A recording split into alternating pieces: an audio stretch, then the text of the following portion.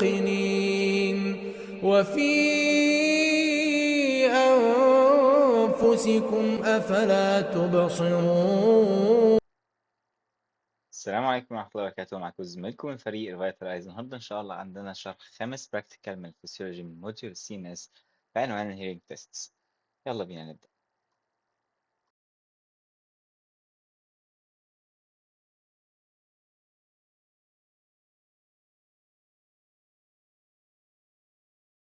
تمام، ايه فايدة الهيرنج تيستس؟ عشان نعرف هو بيسمع ولا لأ. بالظبط، فلو هو ما بيسمعش يبقى دي اسمها ايه؟ ديفنس. يعني ايه ديفنس بالظبط؟ ديفنس معناها decreased hearing acuity. تمام؟ يعني ايه؟ ان هو السمع بتاعه ضعف. تمام؟ طب هل ضعف يعني ما بيسمعش خالص؟ لا، partial or complete loss of hearing. تمام؟ يعني في ايه؟ لو واحد ما بيسمعش خالص ده عنده ديفنس. لو واحد سمعه ضعيف، تمام، ده برضو هيتسمى بديفنس. طب ايه انواع الديفنس؟ عندنا نوعين، في conductive deafness و perceptive deafness او nerve deafness. حلو، قبل ما نبدا نتكلم عن الديفنس لازم اول حاجه نكون فاهمين الهيرنج. طب احنا ازاي بنسمع؟ تمام، طبعا في ليكتشر 8 في ليكتشر 7 و8 يعني، بس في ليكتشر 8 اتكلمنا عن الميكانيزم اوف هيرنج. طب ايه اللي كان بيحصل؟ دلوقتي عندنا ايه؟ الاير اهي. تمام، في عندنا الاكسترنال او الاوتر اير، بعدين في الميدل اير، وفي الانر اير. تمام، الصوت عادي مثلا في مصدر صوت من هنا، تمام، ساوند ويفز جايه.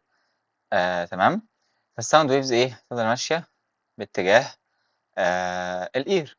ماشي، اول حاجه خلاص هتعدي على ايه؟ الاير بن او الاوركل. الاوركل كانت عباره عن الفانل او من الاخر كده هتجمع لنا ايه؟ الساوند ويفز. تمام، وبعدين ايه؟ هتدخل جوه الاكسترنال اوديتوري مايتس، ووظيفتها غير بس انها كنفق بتنقل فيه الصوت، انها ايه؟ كانت بتعمل كونسنتريشن. تمام، كانت بتركز الضغط على التمبانيك ممبرين، فده كان بيعمل امبليفيكيشن للصوت، كان بيعلي الصوت شويه ويحسنه. تمام، التمبانيك ممبرين ايه؟ هيبدا يجي عليه الساوند ويفز. تمام، ويبدا يحصل له ايه؟ فايبريشن. تمام، ايه اللي كان متوصل بيه على طول؟ احنا كده دلوقتي خلاص بنخرج من الاكسترنال اير، هندخل على الميدل اير. كان متوصل بيها الهاند بتاع المالس، وبعدين عندنا شويه ايه؟ مالس ولا مالس؟ المهم يعني شويه، بعدين عندنا شويه ايه؟ بوني اوسيكلز، شويه عظم. تمام، 3 عظمات في المالس والانكس والستابس. تمام، ال3 عظمات دول من الاخر كده وظيفتهم انها هينقلوا لنا الفايبريشنز من التمبانيك ممبرين لحاجه اسمها ايه؟ الاوفال ويندو.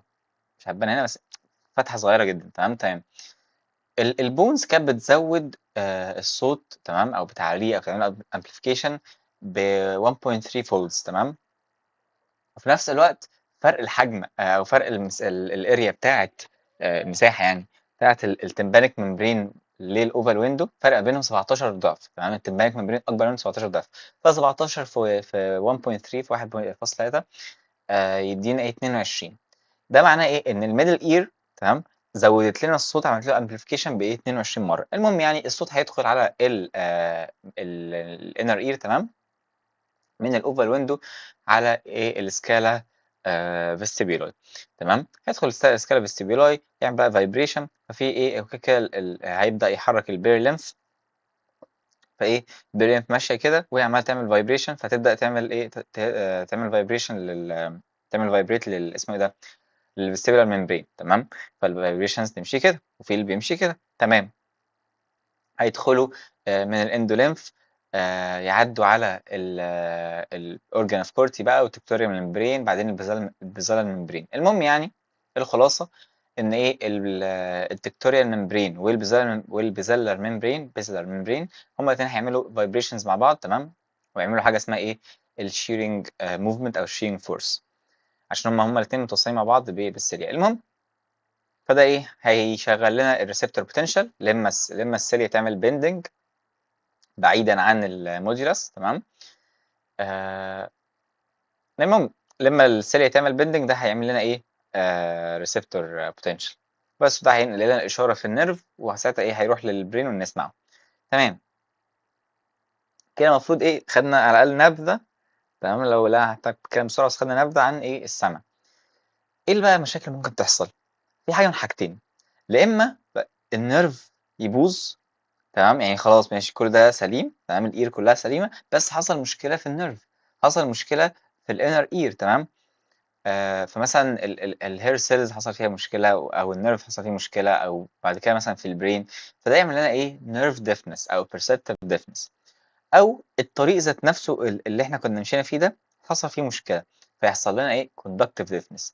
بس وده النوعين اللي هنتكلم عنهم. اول حاجه الconductive deafness معناها ايه؟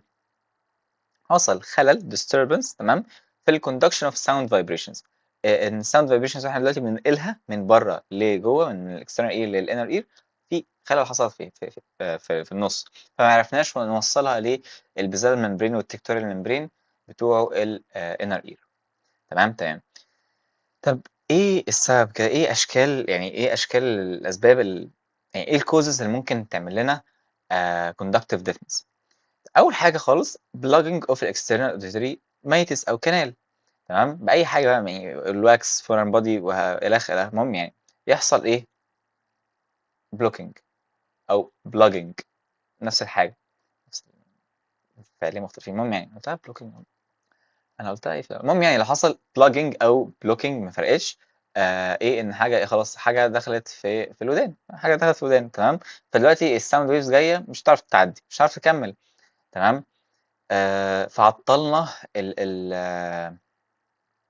الطريق بتاع الساوند ويفز. تمام فحصل conductive deafness. طب ايه تاني ممكن يحصل؟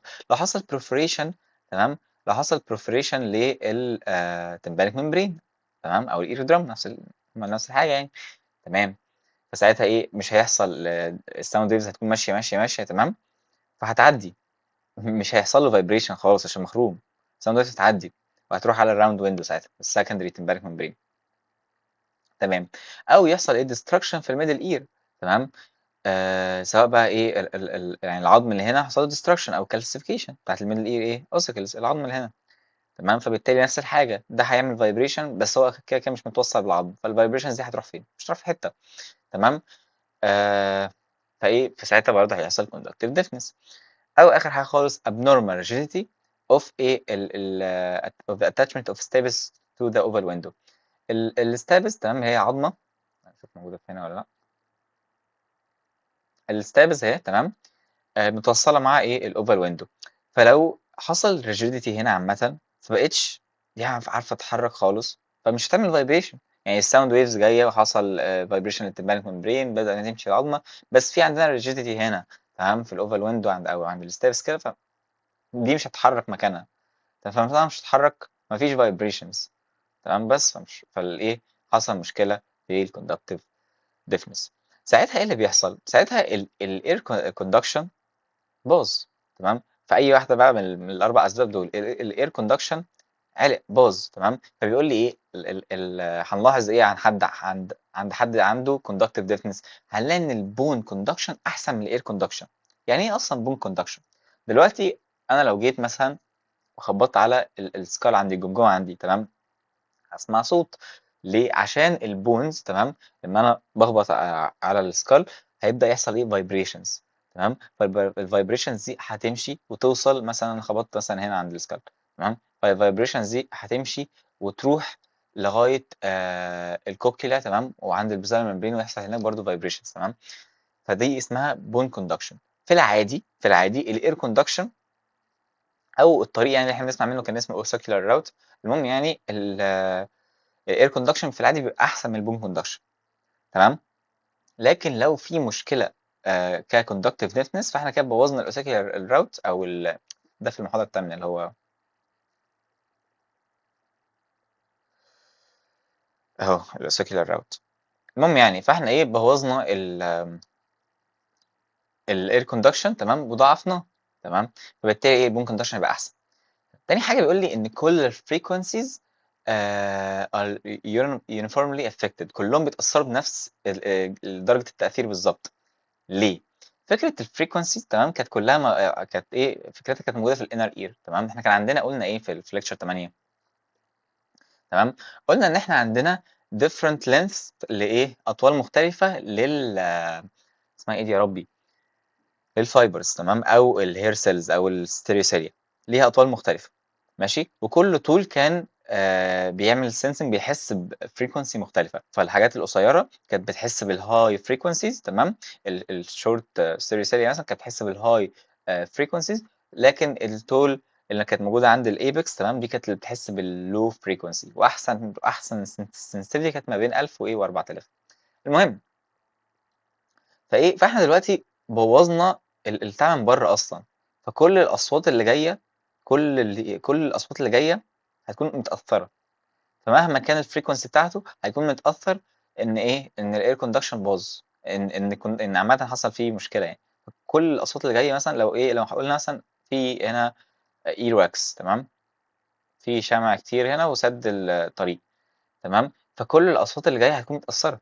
فكل الأصوات اللي هتوصل للكوكيلا باختلاف بقى كلّهم متأثّرين، كل الhertz كلّهم اتأثّروا، بس ف فكل الfrequencies متأثّرة يعني، بنفس الدرجة بالضبط، تمام. نيجي بقى على الperceptive deafness أو الnerve deafness.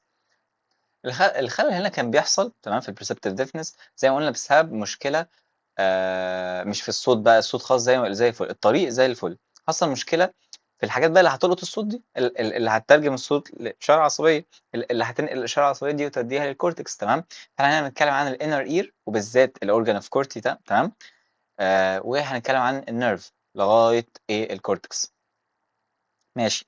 فإيه اللي بيحصل بقى بيقول لي disturbance in perception of sound waves and its transmission to cortex أنا لسه قايله حالًا، فبقى مشكلة في الinner ear ماشي، اللي هو الorgan of Corti أو في الneural pathway. نبدأ نشوف إيه شكل الdamage اللي ممكن يحصل ده، سواء بقى organ of Corti الcochlear nerve أو الauditory cortex.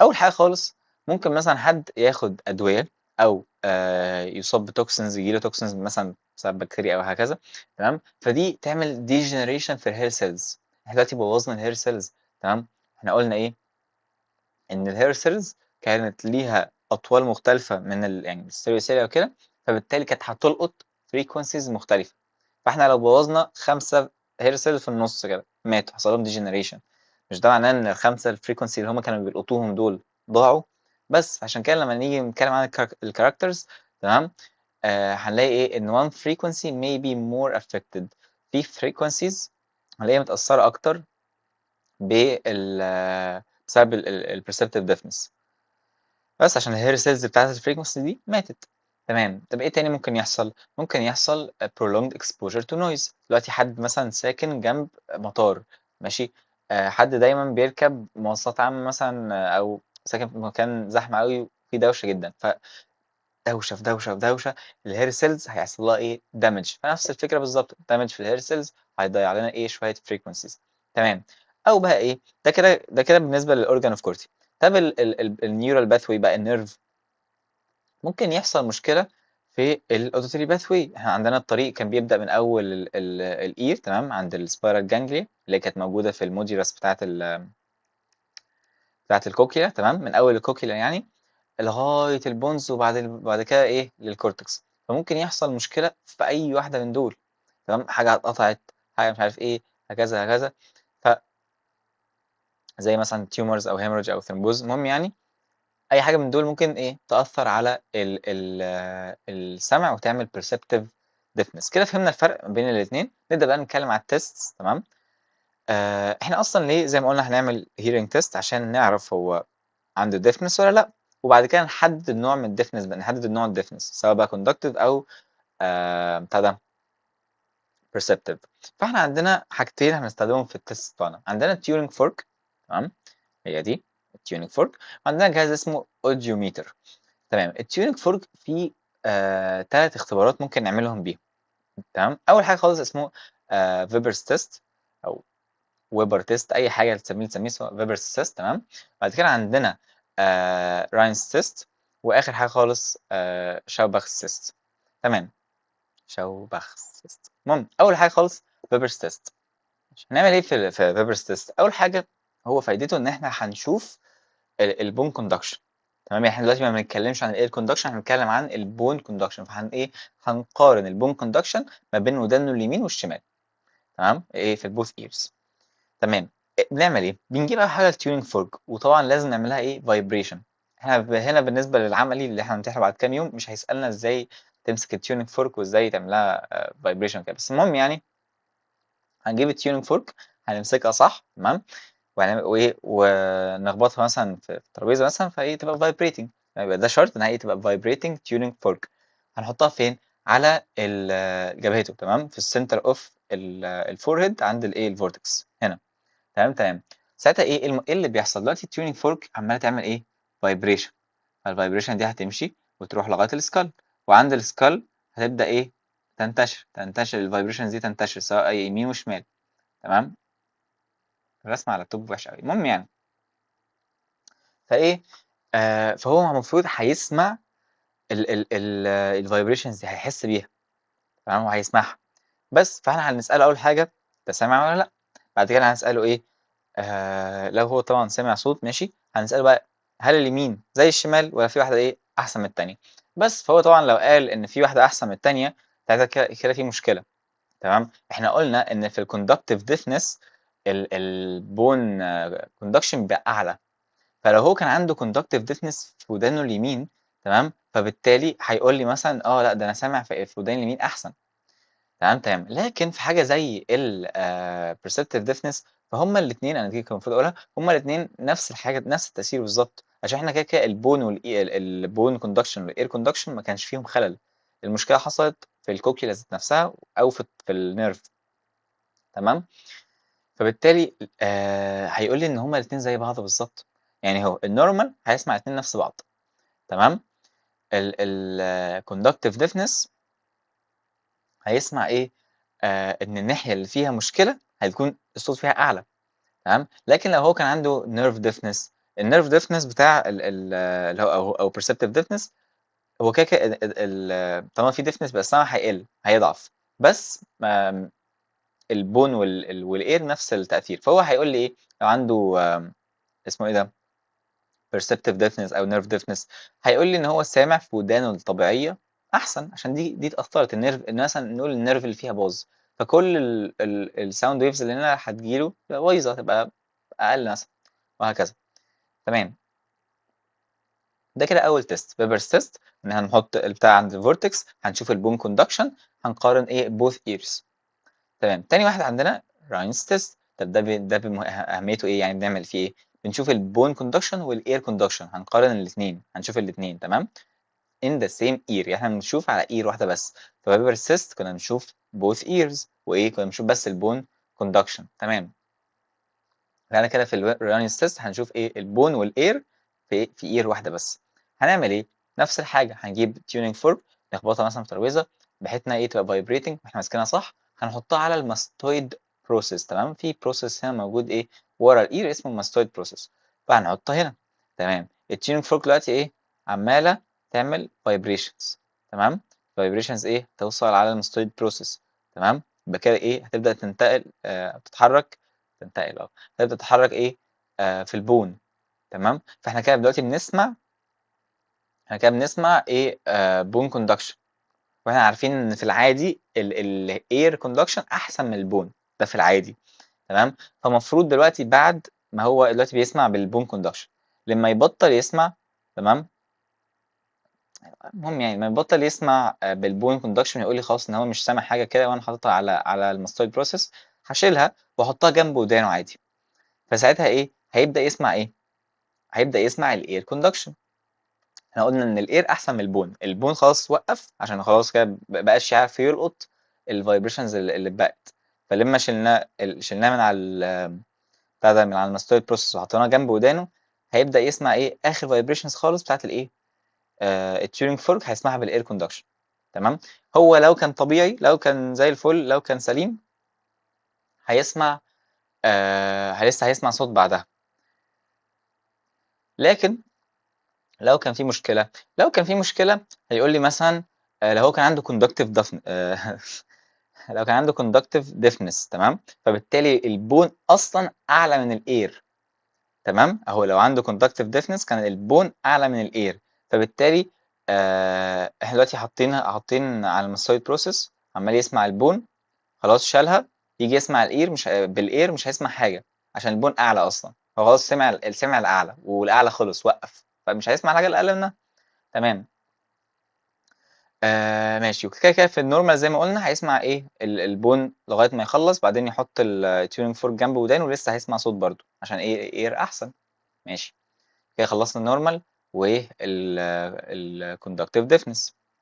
طيب لو عنده بقى ايه perceptive deafness او nerve deafness، احنا كده قلنا ان في النيرف deafness، تمام، هما الاثنين الاير والبون بيتاثروا بنفس التاثير بالظبط، وكده الاير كان اعلى منه، فاحنا كده عارفين ان الاير احسن من البون، وهما الاثنين اقل اصلا من النورمال عشان ده ايه perceptive او nerve deafness. طب انا ساعتها اعرف منين ان هو عنده مشكله؟ يعني انا دلوقتي ايه، هاجي احط له التيونينج فورك على الماستويد بروسيس وهتعمل فايبريشن، هيقول لي ان خلاص بقاش سامع حاجه، هشيلها واحطها جنب ودانه هيقول لي ان انا سامع صوت، هيسمع لغايه فتره وبعدين يخلص. طب هعرف منين ان هو عنده بتاع ده مشكله؟ ابدا بقى اقارن ما بين الودانين، تمام، ابدا اقارن ما بين الودانين واشوف الوقت واشوف عشان اعرف اسمه ايه ده، هل ايه دي فيها مشكله ولا لا. اخر تيست معانا بالتيونينج فورك هو ايه؟ شاوباخ تيست، تمام، شاوباخ، ايوه المهم يعني هنا بنقارن ايه بايه؟ بنشوف اول حاجه البون كوندكشن، تمام، مش الاير كوندكشن، هنا بنشوف البون كوندكشن. يبقى احنا في اول واحد شفنا البون كوندكشن، تاني واحد شفنا البون كوندكشن، تمام، او خليها احسن، في فيبر تيست شفنا البون كوندكشن في بوث ايرز، تاني واحد في راين تيست شفنا الاير والبون في وان اير، تمام، ودلوقتي في شاوباخ تيست، تمام، هنشوف البون كوندكشن بس في ايه بقى؟ هنشوف البيشنت عند ودان البيشنت، ودان واحده يعني عند البيشنت، بعدها هنقارنها بسبجكت عادي طبيعي احنا عارفين هو نورمال، ففي الاغلب هيبقى ايه؟ هيبقى الدكتور، تمام، فدكتور فيرسس بيشنت، تمام. بس طبعا لازم الدكتور يبقى يكون عارفين ان هو يعني نورمال، لو هما اتنين تعبانين فخلاص يعني المهم ايه اللي بيحصل؟ ازاي هنقارن ده بده؟ زي ما احنا عرفنا لما نيجي نشوف البون كوندكشن عندنا حاجه من حاجتين، لما كنا هنحطها عند اسمه ايه ده، في الفورتكس هنا عند الفورهيد، تمام، فده في اول واحد في فيبرز تيست، في راينز تيست حطيناه عند ايه الماستويد. هنا هنعمل نفس الحاجه هنا تاني، هنجيب التيونينج فورك بعد ما خبطناها وبقت فايبريتنج، هنحطها على الماستويد تبدا تعمل ايه فايبريشنز، والفايبريشنز هتروح على الاير، تمام، وهنسمعه.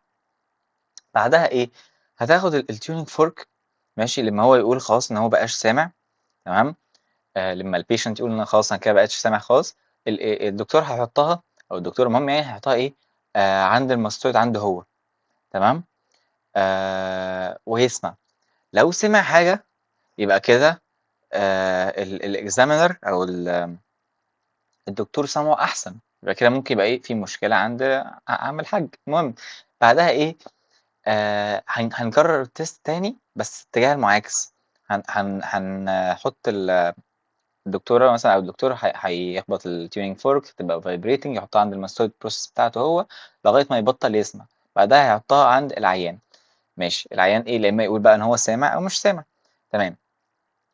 النورمال، ماشي، ان الشخص تاني شخص مش هيسمع حاجة، تمام، يعني في الأول يعني ايه، دلوقتي حطيناها عند عم الحاج، ماشي، وبعدين ايه خلاص قال ان هو بقاش سامع، لما حطيناها الدكتور حطها عند نفسه او عندها، المهم يعني مش سامع حاجة، تمام، فهما الاتنين ايه متساويين. ولما جربنا الاتجاه التاني بقى نفس الحاجة برضه، هما الاتنين يعني لما الدكتور قالت ان خلاص بقتش سامعة وحطيتها عند البيشنت، تمام، هو برضه ما كانش سامع حاجة، فده النورمال ان هما الاتنين متساويين.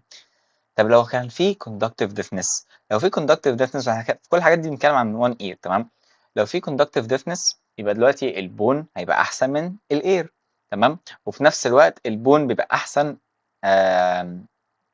من الشخص العادي، يعني الشخص الطبيعي ما عندوش conductive، اللي ما عندوش conductive deafness الاير عنده احسن من البون. فلو حد عنده conductive deafness البون conduction عنده بيبقى احسن من الطبيعي عامة، تمام. فايه ده معناه ايه؟ دلوقتي نقول الفلان ده هو الحاج عنده conductive deafness في ودانه دي، تمام، حطينا له tuning fork عند الماستويد بروسيس وقعد يسمع، تمام. احنا قلنا في النورمال ان هو بعد ما يقول ان هو مش سامع لو هما الاثنين طبيعيين، بعد ما يحطها عند الدكتوره هتقول ان هي برده مش سامعه او هو كمان مش سامع، تمام. طب لو في conductive deafness قعد يسمع يسمع يسمع يسمع. احنا قلنا ان البون كوندكشن عند اللي عنده كوندكتيف ديفنس اعلى، احسن من النورمال. فهو قعد يسمع يسمع لغايه ما خلاص جينا نحطها للدكتوره، هي مش سامعه حاجه برضو. طب كده زي النورمال. نتاكد ازاي؟ زي ما قلنا هنعمله باتجاه المعاكس. الدكتوره هتحطه لغايه ما ايه، خلاص بقاش سامع او بقاش سامع الاكزامينر عامه. نيجي بقى نحطها عند البيشنت هيقول ان هو سامع. يعني بعد ما الاكزامينر او الدكتور ما بقاش سامع عشان هو نورمال، حطيناه عند حد عنده كوندكتيف ديفنس، فبالتالي البون كوندكشن عنده اعلى. تمام، قال لنا ان هو سامع. فده معناه ايه؟ طالما هو سامع زي ما قلنا، اسمه ايه ده معناه ان هو عنده conductive deafness. بس the examiner doesn't hear after the patient عشان ايه؟ الاكزامينر نورمال لكن البيشنت كان عنده conductive deafness، فالبون كوندكشن كان اعلى. تمام، البون كوندكشن بتاعت البيشنت كانت اعلى من الدكتور. وعشان نتاكد زي ما قلنا هنعمل ايه؟ ريفرس التست ده ان احنا نعمله اتجاه التاني. ماشي. طب لو في نيرف ديفنس، لو في نيرف ديفنس فزي ما قلنا البون كوندكشن والاير كوندكشن هما الاثنين بيقلوا تمام عن النورمال. فلما نعمل التست ده تمام هنقارن ما بين الشخص العادي والبيشنت. ماشي، هنجرب عند اعمل حاج لغايه ما يقول خلاص انا بقتش سامع. احنا ايه عنده نيرف ديفنس او perceptive deafness. تمام، بقى لما هو ما بقاش سامع، لما نيجي نحطها عند الاكزامينر او الدكتور هيقول ان هو سامع عشان هو نورمال، هو عنده هو طبيعي. لكن هنا عنده نيرف ديفنس فبالتالي بطل يسمع الاول. بس فده اللي بيحصل ايه؟ الاكزامينر او الدكتور هيسمع بعد البيشنت. ليه؟ عشان البيشنت كان عنده نيرف ديفنس او perceptive deafness، فبالتالي معناها ايه؟ ان البون والاير كمان هما الاثنين كانوا less than normal. كانوا هما الاثنين عند البيشنت. تمام، البيشنت كان اقل من الدكتور. بس فلما البيشنت يقول ان هو خلاص ما بقاش سامع والدكتور احسن منه، تمام، ودايما يعني احسن مش كده، المهم يعني. تمام، فهو ايه؟ هيسمع بعدها. بس فده كده كان ايه؟ شاوباخ تيست. تمام، كده خلصنا الثري تيست بتوع التيونيك فورك. عندنا زي ما قلنا فيبرز تيست وده كان بنشوف بون كوندكشن بوث ايرز. عندنا راينز تيست ده كان البون والاير في ان ذا سيم اير. تمام، ولازم طبعا نعرف ازاي نقارن ما بين التايبس سواء بقى كوندكتيف او نيرف ديفنس. وعندنا اخر حاجه شاوباخ تيست اللي هو كان بون كوندكشن بس بنقارن ما بين البيشنت والاكزامينر. تمام، اخر حاجه خالص عندنا الاوديوميتر. الاوديوميتر ده جهاز برضو بيشوف الهيرنج اكوتي، بنشوف ايه سامع كويس مش سامع كويس وهكذا. ازاي ان هو بينتج او يصنع شويه فريكونسيز مختلفه ويشوف بقوه مختلفه وهكذا. وبنعمل تيستنج للاير والبون كوندكشن. ففي عندنا 2 جرافس. تمام، رسمتين هنشوفهم. واحده لو كان في مفيش واحده نورمال ما اعرفش ليه ما جابوها. المهم يعني واحده لو في conductive deafness او hearing loss يعني نفس الحاجه، او لو في nerve او perceptive او sensorineural sensorineural deafness. sensorineural. المهم يلا نكمل. فلو في conductive deafness، احنا قلنا في الconductive deafness البون هيبقى احسن من الاير هيقل. تمام، والبون هيزيد. ده في الكوندكتيف ديفنس. تمام، فهنشوف ايه دلوقتي. هو بيقول لي اهو ان ده شكل البون تمام كوندكشن وده شكل الاير. تمام، وجبنا اهو الجراف بتاعنا. فبنشوف الهيرنج ليفل مستوى الصوت ده بالديسيبلز. تمام، وحده قياس يعني صوت يعني. تمام، مقارنه بالفريكونسيز المختلفه. ونشوف فهنا ملاحظين ايه؟ اهو الاير كوندكشن اقل بكتير من البون كوندكشن. تمام، احنا لو كانوا جابوا جراف نورمال كان ده هيبقى العكس. كان هنلاقي ايه؟ ان الاير احسن. هنلاقي مثلا كده هنا بتاع وهنا الله يا الرسم. المهم يعني. تمام، لو ده كان نورمال. لكن هنا ايه؟ ده عنده كوندكتيف ديفنس، فهنلاقي ايه؟ ان البون اهو اعلى بكتير من الاير سواء بقى هنا او هنا يعني نفس الحاجه. تمام، ده كده عنده conductive deafness وعرفنا من الرسم. طب لو كان عنده perceptive أو nerve أو sensory renal hearing loss، الاتنين بيقلوا. الاتنين بيقلوا. فلما نيجي نشوف تمام هو بنجرب الفريكونسيز مختلفة هنلاقي ايه؟ هما الاتنين وقعوا خالص. وعشان عشان ده اسمه عشان ده مش ده عشان نيرف او perceptive، فاحنا قلنا ان هو كان يعني في الكوندكتيف كان بيحصل كان بيأثر على كل الفريكونسيز.